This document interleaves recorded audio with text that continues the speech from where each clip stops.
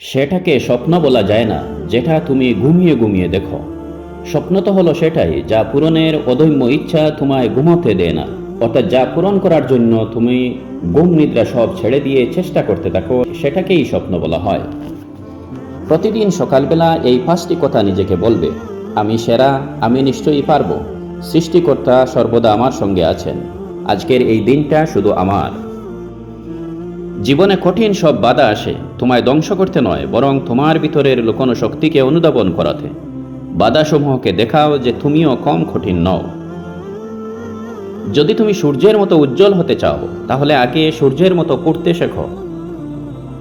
প্রথম সাফল্যের পর বসে থেকো না, কারণ দ্বিতীয়বার যখন তুমি ব্যর্থ হবে, তখন অনেকেই বলবে প্রথমটিতে শুধু ভাগ্যের জুড়ে সফল হয়েছিলে। তাই কোনো কিছুতে যখন প্রথমবার সফল হবে, তখন তুমি হাত পা গুটিয়ে বসে থাকবে না, পুনর্বার সফল হওয়ার চেষ্টায় লেগে যাবে।